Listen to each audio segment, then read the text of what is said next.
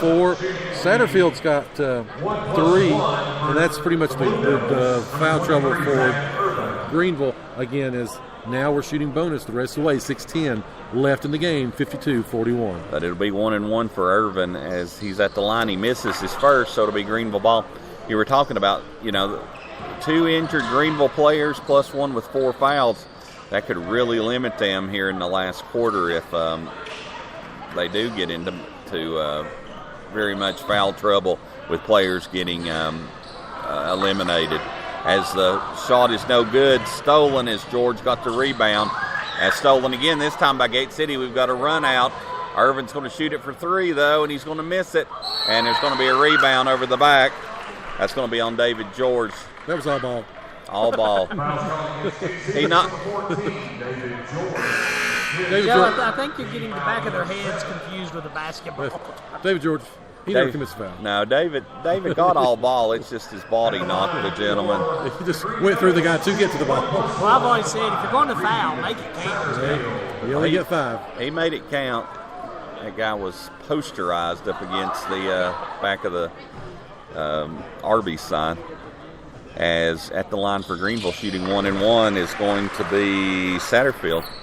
He makes the first 10-point game. And this is what Greeneville wants to do now, be able to have the clock stop and be able to score points. Look for them probably to start going a little bit more at Gate City to try to draw fouls. Again, you get to the free throw line. Very true. Very true. As it's a 9-point lead. Pass inside. Sally goes up and good. Great pass. Sally hesitated for a minute. You got to go up with it. He went up after a hesitation, got the foul, and made the bucket. So great pass by Irvin. Give Irvin the assist. Give Sally the bucket, and he'll be at the line shooting 1. Sally, he is only the 4th Gate City Blue Devil to score today, and he is shooting 33% from the free throw line. Sally going to try to make it 3 as he rolls it in. 3-point play, 55-43. Gate City now up by 12 as Greeneville wanted to shoot one from the locker room almost as they decided not to. And they're out front running their high weave out front. Again, 3 players at the perimeter, someone almost at the midcourt line, and just not penetrating the ball inside as it's going to be a pushing foul on Greeneville as DeAndre goes flying this time. They're going to get him on the foul, I think. Niceness. He got all ball. That was all ball. All ball. So that was all ball too. I don't see what these guys are seeing. Give that foul to Mars. If anyone's wondering what to get Joe's a late Christmas gift, he needs some glasses cleaner. Yeah. It was all ball. It was all ball. As DeAndre misses his first, rebounded by Irvin, and Irvin's going to be at the line as he had 3 players around him, and he is fouled by number 21 for Greeneville. They collapsed on him, and Hughes is going to go up and goes without saying that was all ball as well. Yes, it was. That was one thing that Zach did. He had that ball up high enough that the Greeneville players weren't able to reach it. So Zach makes both free throws. That increases the lead to 14. As Joe said, both teams are in the bonus. We're at about 5 minutes to go, so both teams will be shooting from here on out. 57-43, Gate City leads as Greeneville has the ball. Greeneville banks this one in. The bank was open. That's a nice shot. Yep. And they run a play to open it up. He had a lot of room to be able to take it there from the free throw line. 4:30 left, 57-45. Again, if Greeneville is going to make a run, this has to be the opportunity for them to do so. Yeah. Gate City actually moving the ball around as Irvin has it right now, but not able to penetrate. They're double teaming Irvin pretty tight right now. As Vermillion has the ball, he has it to Dean. Dean is way out front. They're going to call a blocking foul. Calling it pretty tight this last quarter. So that's going to put Dean at the line. And no, Chris, that his last name's not McLovin. It is just Lovin. I think Greeneville started to show a little bit of fatigue here. Yeah. They're looking gassed right now. And Gate City will be shooting the double bonus from here on out as Dean misses the first. Dean comes into the season averaging 77% from the free throw line. As he makes one of two, increases the lead to 13 points, 58-45, as Greeneville coach feels it slipping away. Let's see if it's going to be a 30 or a full, and he's going to call a full timeout. So we're going to take it with him, Joe? Let's take it, because like I said, we'll take it to the rest of the way here with game action. Again, you're listening to the home of Blue Devil Sports, as Gate City has a 58-45 advantage. This is Gate City Sports Radio. Whether you're headed out to the game or if you're just looking for something great to eat, stop by and see the outstanding folks at the Campus Drive-In on Kane Street in Gate City. Campus Drive-In supporting Gate City Athletics for over 60 years, and they have a tremendous selection of breakfast, lunch, and dinner items, and they're open 7 days a week. Also go in and ask about their new ice cream machine as well. So give them a call for call-in orders at 276-386-3702. Again, that's 276-386-3702. You are listening to the home of Blue Devil Sports. This is Gate City Sports Radio. BBB. And we're back here. 58-45, 4:07 left. Greeneville probably calling that 14-point play in the huddle, which you get fouled on. Like I said, of course, be interested to see what they do defensively. Or do they go to the full-court pressure? They didn't show a lot of that last night against Utah, even though they were down in their ballgame with them. Yeah, we haven't seen hardly any full-court pressure tonight compared to last night. As a two-pointer by Greeneville. What a call by Joe. Yeah. As Greeneville has a steal, they're going to shoot a three in and out. And they're going to get the rebound, and they're going to get it blocked by Dean.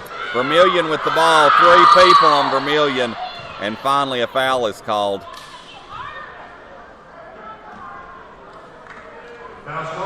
So, before last night, I would have said that I felt fairly comfortable with an 11-point lead with 3 minutes to go. But, after seeing what we saw last night, I'm not sure I'm ever going to feel the lead is safe again. Led by 6 with a minute left to go in that ball game last night, and again, lost by 1. As Irvin goes to the line, and he sinks his first. Yeah, 59-47. Nothing against this Greeneville team, but the athleticism we saw last night. This is a good Greeneville team. This is a team that'll probably do really good here in the state. But the team we saw last night could score quickly as Greeneville puts a three-pointer up. No good. Greeneville's really been struggling, and we're going to have another foul on Greeneville, a reach-in foul, and that's going to put DeAndre at the line. DeAndre Mack will be shooting too. He is out of the ball game. That's their point guard, so you stick their point guard on the bench as well as their main forward and their leading scorer that didn't even get to play today. But Ken, he's 0 for 5 from three-point land, and he only ends up with 3 points as he goes to the line. DeAndre Mack, he is now 0 for 4 from the free throw line on the season. As I feel DeAndre is going to make this one, and he shoots. Yes. Nothing but the bottom of the net on that free throw, ladies and gentlemen. 60-47. Just an update from the girls' game. Again, it's 4-0 Patrick Henry early. They've jumped out on the Lady Blue Devils. 6:30 left in the first quarter of that ball game. As Greeneville brings the ball across the timeline. Again, not able, as I've said all game, not able to get the ball inside as they shoot a long three off the back of the rim. The opportunities they've had getting the ball inside have been these long rebounds. And three-pointer. They got 2 rebounds that time on long shots that were missed. And was able to knock down the 3. That makes it a 10-point game. And Greeneville's going to make Gate City win it at the free throw line. Well, they're going to put other people than Irvin and Dean on the line. They're going to try to, again, they're putting Sally on the line here. Of course, Sally's shooting, again, 33% on the season. You know, that's be interested to see if Coach goes to some of his guards that shoot a little bit better from the free throw line here with just 3 minutes left. Yep, DeAndre, as Sally makes the first one, it's going to knock his percentages up. He's 2 for 2 now from the free throw line today. And he's going to be 3 for 3. Pretty shot. 2 very nice free throws by Sally. 62-50. We're under 3 minutes to go. 2:47 to go in tonight's game, as Dean's going to get a reach-in foul. And they're going to call. That was ill-advised. I mean, he really wasn't in a good position, and of course he just put himself in a bad position there and drew that foul. The clock stops and gives Greeneville opportunity to score. Again, 62-50, 2:44 left here in the ball game. Yeah, Dean was trailing that play, and when the guard stopped for Greeneville, he kind of ran over him. So he'll be at the line shooting 1-1. So eyes the mark and makes it. It's going to be interesting to see how long this last 2:44 takes if Greeneville's going to start fouling like we think they're about to do. That's Satterfield at the line. Satterfield makes them both. He's got 12 points in the ball game. Here goes the first really strong press as Gate City breaks it very easily. They get the ball back to Irvin. Tap up. Irvin misses the layup, but he makes it on the rebound. So second shot is good by Irvin. Great pass by Sally. 64-52, Gate City. Three-pointer no good. Great rebound by DeAndre. DeAndre wanting to run, and DeAndre is going to be fouled. They definitely are wanting to foul anybody, as you said, Joe, besides Irvin. What you and Chris have said, anybody besides Irvin and Dean. Crumbly will leave now.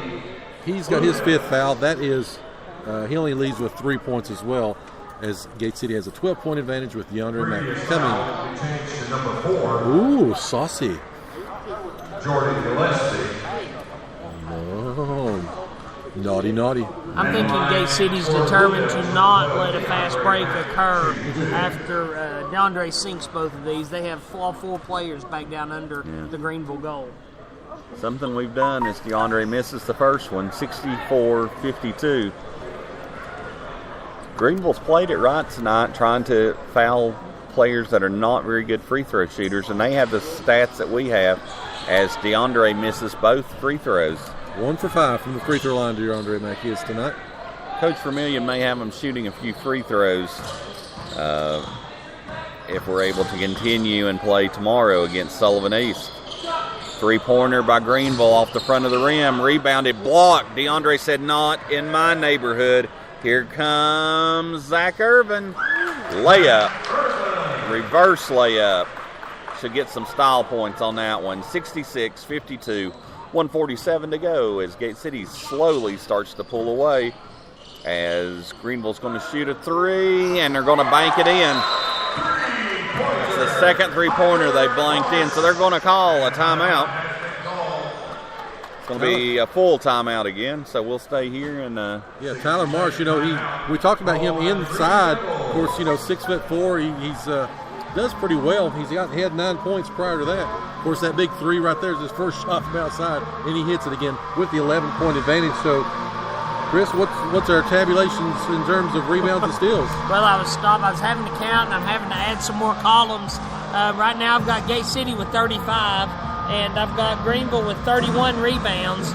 Gate City's got 5 steals, and Greeneville's got 6. So really, it's pretty even defensively. But Gate City has been able to put the points on the board when they need to. This is an update from the girls' game. Gate City now has come back to take the lead. It is 10-8 Gate City, 2:20 left in the first quarter. Emory and Henry College again taking on the Patrick Henry Lady Rebels. We appreciate our satellite Gate City Sports Radio members up at Emory and Henry covering that for us. Our satellite reporters who are keeping us abreast out in the field today, as Gate City players are playing 3 different teams playing today. Very true. Dean has the ball, bringing it across. He's going to drive all the way and miss the layup. It's going to be tipped out to Gate City. Great tip out by Sally. Dean's going to get it, and he's going to pull it out, and he's going to have a wide open layup.